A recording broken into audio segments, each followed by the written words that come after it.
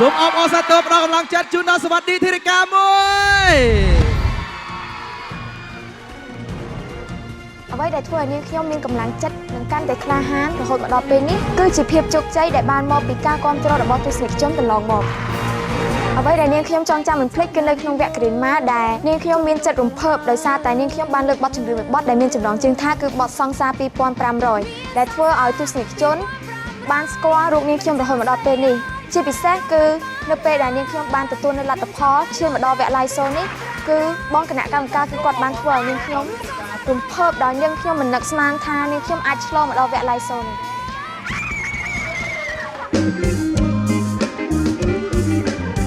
នៅពេលដែលនាងខ្ញុំឈានមកដល់វគ្គ live show នេះគឺនាងខ្ញុំជួបនៅផលវិបាកមួយដែលផលវិបាកនោះគឺនាងខ្ញុំត្រូវច្រៀងនៅបទចម្រៀងមួយបទដែលជាប្រភេទបទយីកេដែលនាងខ្ញុំមិនធ្លាប់ច្រៀងពីមុនមកទោះបីជាយ៉ាងណាក៏ដោយក៏នាងខ្ញុំត្រូវតែខិតខំប្រឹងប្រែងច្រៀងនៅបទចម្រៀងដែលកម្មវិធីតម្រូវឲ្យបានល្អមកដល់សប្តាហ៍ទី7នេះគឺកម្មវិធីបានតម្រូវឲ្យរូបនាងខ្ញុំច្រៀងនៅបទចម្រៀង2បទជាប់គ្នាសម្រាប់បទចម្រៀង2បទនេះប្រភេទបទទី1គឺជាបទបែបមនោសញ្ចេតនាមានភាពស្រងូតស្រងាត់សម្រាប់បទទី2គឺបែបកន្ត្រាក់អារម្មណ៍សប្បាយរីករាយ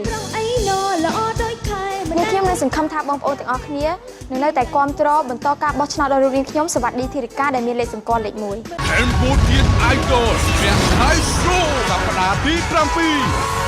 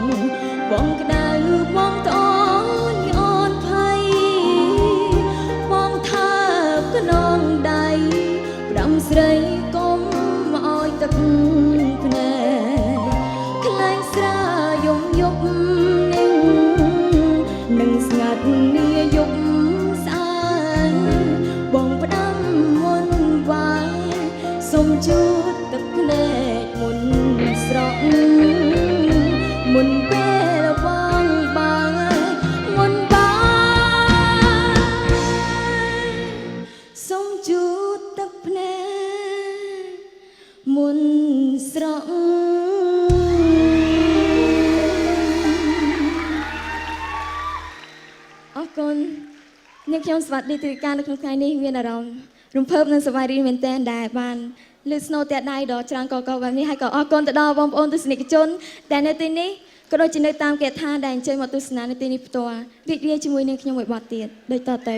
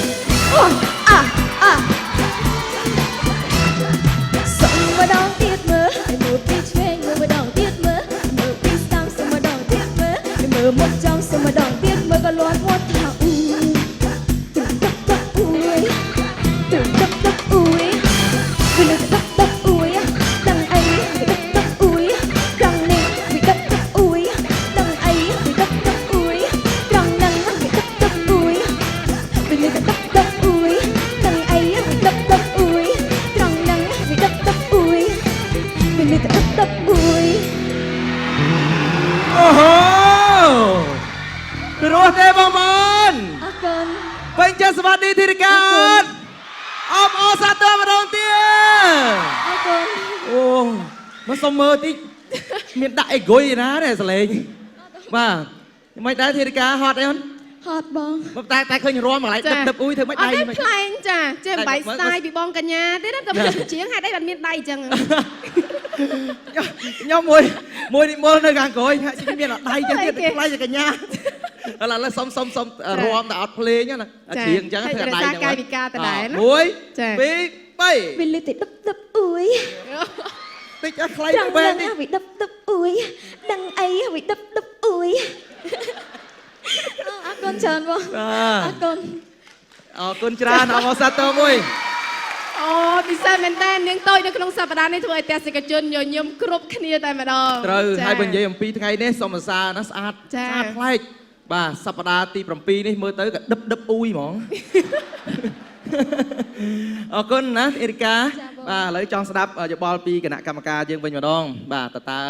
ធារិកាច្រៀងដល់កម្រិតណាហើយថ្ងៃនេះអញ្ចឹងសូមអញ្ជើញលោកឈុនសវណ្ណរាជបាទផ្ដល់យោបល់ជូនបាទអរគុណបាទធារិកាគឺជាបេក្ខជនម្នាក់ដែលក្មេងជាងគេនៅក្នុងចំណោមបេក្ខជនទាំងអស់ហើយនៅសល់តែនារីម្នាក់ឯងនៅក្នុងចំណោមបេក្ខជនទាំង5រូបតាំងពីដើមមកធារិកាគឺជា idol នៅក្នុងដួងចិត្តបងចូលចិត្តធារិកាអត់ទេតាំងពីដើមមកខ្ញុំចូលចិត្តសមត្ថភាពរបស់គាត់បងអូនតែងតែធ្វើឲ្យបងក៏ដូចជាអ្នកគ្រប់គ្រងរបស់បងអូនអត់អស់សង្ឃឹមមែនទេបងមែនបាទមែនអត់ថ្ងៃនេះធារិកាធ្វើបានល្អមែនតើ ឃើញថាភាពជឿជាក់របស់បងអូនការរៀបចំខ្លួនក៏ដូចជាកាយវិការស័ក្តិសមជាតារាចម្រៀងស័ក្តិសមជាកម្ពុជាតារាចម្រៀងមួយរូបនៅក្នុងឆាក Cambodia Idol នៅក្នុងជប់នេះជូនពរឲ្យបងជាប់ក្នុងជប់នេះ ចាអរគុណច្រើនឥឡូវនេះសូមអញ្ជើញលោកនុកម៉ាញ់រិទ្ធ គុណធីរិកាទាំងសមត្ថភាពទាំងអេរយាប័តនៅក្នុងការសម្ដែងគឺបងអូនស័ក្តិសមជាតារាចម្រៀងអាជីពដ៏ល្បីមួយរូបសម្រាប់បទចម្រៀងមួយបទនេះអរគុណ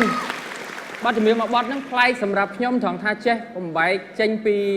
បងកញ្ញាត្រង់អាមានចេះធ្វើឲ្យប្លែកនៅក្នុងបទចម្រៀងហ្នឹងជាភាពឆ្លាតវៃមួយសម្រាប់បេក្ខជនក៏ដូចជាសិល្បកររបស់យើងរាល់ការសម្ដែងយើងតែឲ្យមានភាពប្លែកខុសគ្នាពីមួយឆាកទៅមួយឆាកដូច្នេះនៅក្នុងថ្ងៃនេះសមត្ថភាពធីរិកាខ្ញុំជឿជាក់ថាមិនត្រឹមតែរូបខ្ញុំទេដែលចូលចិត្តរាជក៏ចូលចិត្តគណៈកម្មការទាំងអស់ក៏សិតតែសម្លឹងឃើញពីសមត្ថភាពដ៏ពិសេសរបស់បងអូនដូច្នេះជូនពរឲ្យធីរិកាជាប់ទៅកាន់វគ្គបន្តទៀត អរគុណឥឡូវនេះបន្តបាទសូមអញ្ជើញបាទកញ្ញាអោសគុណកញ្ញាបាទផ្ដល់យោបល់ជូន អរគុណធីរិកាដែលបានបង្កើតនូវភាពសប្បាយរីករាយនៅក្នុងរាត្រីនេះហើយជាពិសេសគឺទាំងកាយវិការទាំងការបកស្រាយចម្រៀងយើងបង្ហាញឲ្យទស្សនិកជនបានឃើញថាបងអូនពិតជាស័ក្តិសមជាបេក្ខជនមួយរូបនៅក្នុងកម្មវិធី Cambodian Idol វគ្គ Live Show សប្តាហ៍ទី 7 នេះហើយអ្វីត្បិតតែយើងជានារីតែម្នាក់មែនប៉ុន្តែយើងតែងតែបង្កើតនៅភាពបង្កើននៅសមត្ថភាពរបស់យើងកាន់តែខ្លាំងពូកែមិនចាញ់បងដែលជាប្រុសនោះទេណាគេថាយើងស្រីក៏យើងខ្លាំងក៏យើងអាចបកកាយយើងអាចបកស្រាយនៅបទចម្រៀងឲ្យទស្សនិកជនគាំទ្រនិងចូលចិត្តបងអូនហើយចាស់ដូចខ្ញុំដែរ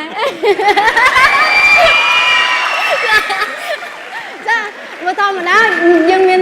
ស្រីតែម្នាក់ឯងមិនមែនយើងល្ងាគឺយើងសប្បាយចិត្តក្នុងការខិតខំប្រឹងប្រែងធ្វើឲ្យខ្លួនឯងកាន់តែខ្លាំងពូកែជូនពរឲ្យបងអូនទទួលបានភាពជោគជ័យ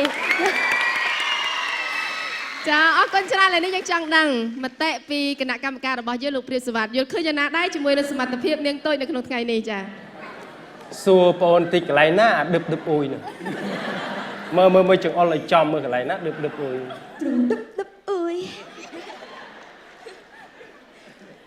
អរគុណណាស់ហើយមកពីផលិតកម្មណាដែរ